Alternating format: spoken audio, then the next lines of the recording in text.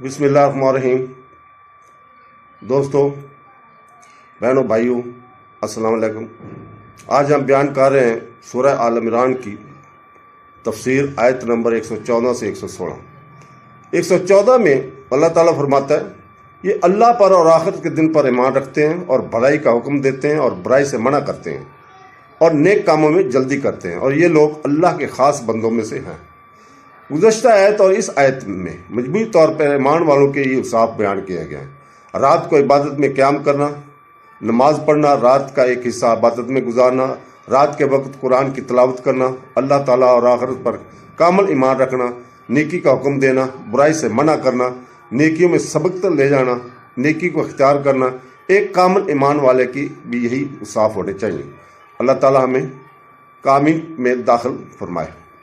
اور 115 میں اللہ تعالیٰ فرماتا ہے، اور یہ لوگ جو نیک کام کرتے ہیں ہرگز ان کی ناقدری نہیں کی جائے گی، اور اللہ ڈرنے والوں کو جانتا ہے۔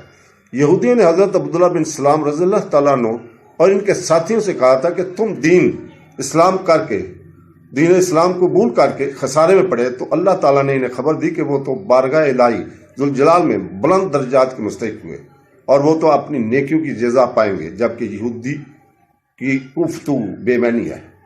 116 میں اللہ تعالیٰ فرماتا ہے، وہ لوگ جو کافر ہوئے، ان کے مال اور ان کی اولاد ان کو اللہ کے عذاب سے کچھ بچا نہ سکیں گے، اور یہی لوگ جہنمی ہیں۔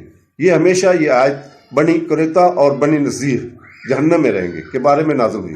یہودی سرداروں نے مال و دولت کی خاطر سرکار اعلیٰ وقار محمد صلی اللہ علیہ وسلم کے ساتھی دشمنی کی تھی۔ اللہ تعالیٰ نے اس آیت میں ارشاد فرمایا کہ ان کے مال و اولاد ان کے کچھ کام نہیں آئیں گے۔ یہ سرکار اقدس صلی اللہ علیہ وسلم کی دشمنی میں ناحق اپنی عاقبت برباد کر رہے ہیں۔ ایک قول یہ ہے کہ یہ آیت مشرکین قریش کے بارے میں نازل ہوئی، کیونکہ ابو جہل کو اپنی دولت پر بڑا فخر تھا۔ وہ ایک قول یہ ہے کہ یہ آیت تمام کفار کے متعلق عام ہے۔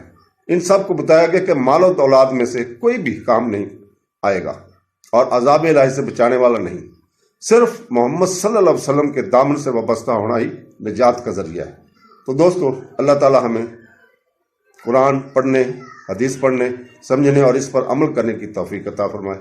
آمین ثم آمین۔ اللہ حافظ۔